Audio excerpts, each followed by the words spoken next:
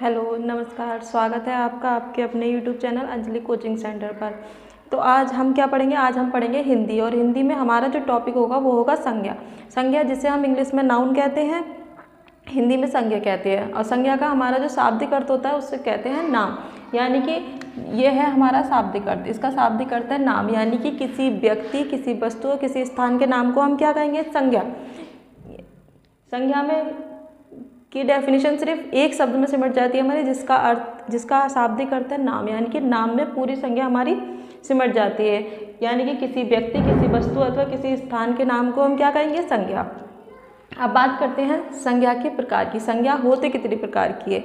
अगर हम संज्ञा के प्रकार की बात करें तो हमने नॉर्मली ये पढ़े हैं कि संज्ञा 5 प्रकार की होती है, जो व्यक्तिवाचक संज्ञा है, जातिवाचक संज्ञा है, पदार्थवाचक संज्ञा है, भाववाचक संज्ञा है और समूहवाचक। हमने आज तक ज़्यादातर यही संज्ञाएं पढ़ी हैं, लेकिन एक संज्ञा और होती हैं जो होती हैं निर्माण के आधार पर संज्ञा।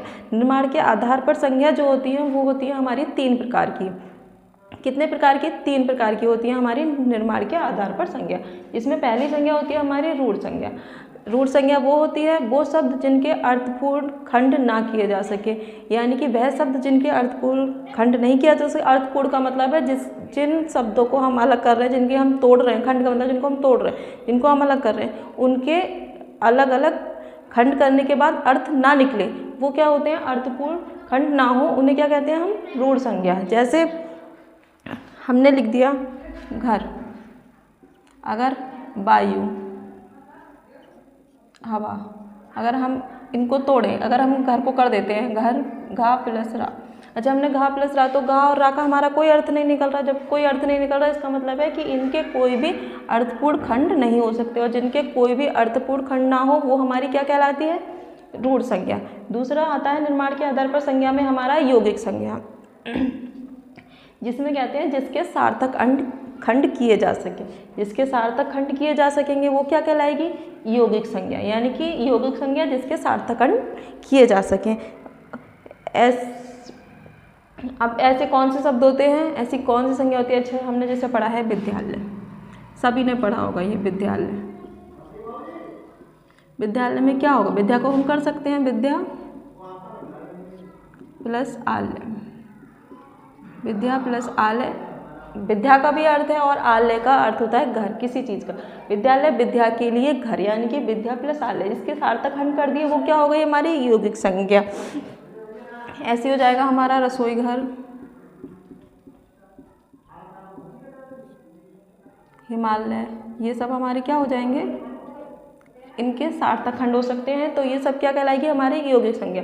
तीसरी संज्ञा होती है हमारी योग रूढ़ संज्ञा, जिसका हमारा अर्थ है जो विशिष्ट अर्थ में प्रयोग होती है। ऐसे शब्द जो किसी और की विशेषता बता रहे हैं वो क्या कहलाते हैं? हमारे योग रूढ़ शब्द, यानी कि योग रूढ़ संज्ञा। जैसे मैंने यहाँ लिख दिया दशानन। अच्छा, अब आप लोग बताओ दशानन किसका अर्थ बता रहा है? दशानन किसको कहते हो? दशानन रावण को। यानी कि दशानन का जो विशिष्ट अर्थ है वो है रावण। रावण को हम क्या कहते हैं? दशानन। अगर मैं बोल दूं, यहाँ पर मैंने बोला लंबोदर,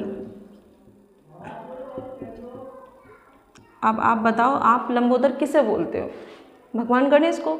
तो वह शब्द जो किसी विशिष्ट अर्थ में प्रयुक्त होते हैं वो क्या कहलाते हैं? हमारे योग रूढ़ संज्ञा।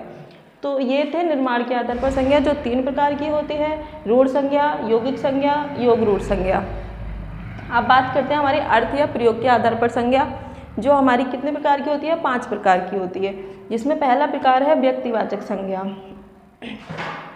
इसमें पहला प्रकार है हमारा व्यक्तिवाचक संज्ञा।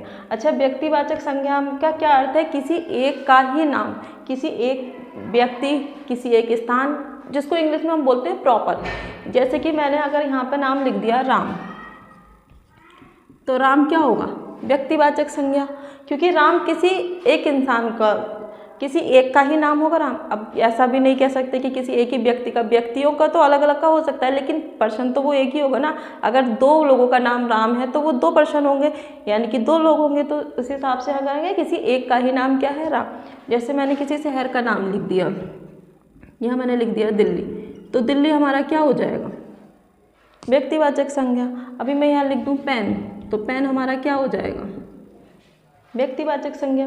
तो व्यक्तिवाचक संज्ञा क्या होती है? किसी एक ही व्यक्ति किसी एक ही वस्तु या किसी एक ही स्थान का नाम जो बिल्कुल उसी की विशेषता बता रहा है वो क्या कहलाता है हमारा? व्यक्तिवाचक संज्ञा। दूसरा आता है हमारा जातिवाचक संज्ञा। जातिवाचक संज्ञा क्या नाम है? एक जैसों के नाम। जैसे मैंने यहाँ लिखा था राम, राम क्या है? व्यक्तिवाचक संज्ञा। अभी मैं बोल दूँ लड़का, तो क्या लड़का राम नहीं हो सकता? राम लड़का, लड़के के अंदर भी तो राम आ सकता है ना। तो लेकिन अब हम राम को तो जातिवाचक नहीं बोल सकते ना। लेकिन अगर जैसे मैं यहाँ बोल दूँ लड़का, तो लड़के में राम भी आएगा, श्याम भी आएगा, मोहन भी आएगा, सब आ जाएंगे। तो ये क्या हो जाएगा हमारा? जातिवाचक संज्ञा।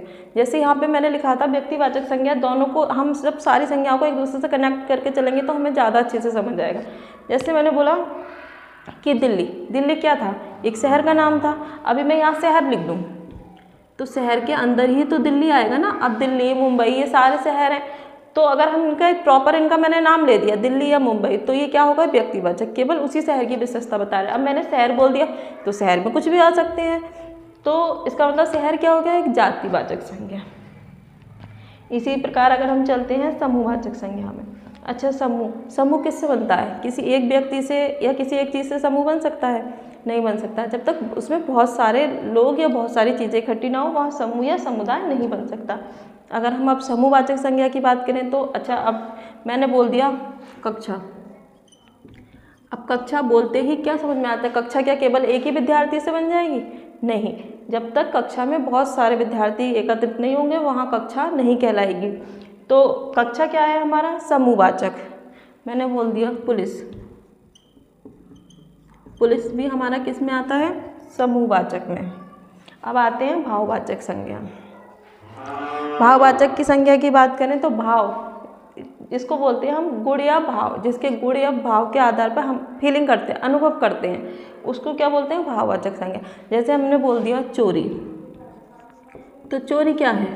भाव। बुढ़ापा क्या है? बुढ़ापा भाव। तो ये सब किसके अंदर आएंगे? भाववाचक संज्ञा के। हमारी अगली और आखिरी संज्ञा है पदार्थवाचक संज्ञा। ये जिसमें ठोस, द्रव और गैस के नाम आते हैं वो सब क्या कहलाते हैं? पदार्थवाचक। पदार्थवाचक संज्ञा में हमारे क्या आएगा? इसमें आएगा हमारा गैस, पानी, लकड़ी, सोना, चांदी, ये सब क्या आएंगे हमारे पदार्थवाचक संज्ञा में। तो ये था हमारा संज्ञा का टॉपिक जो अब समाप्त हो गया है। उम्मीद करती हूँ आपको समझ में आ गया होगा। Thank you.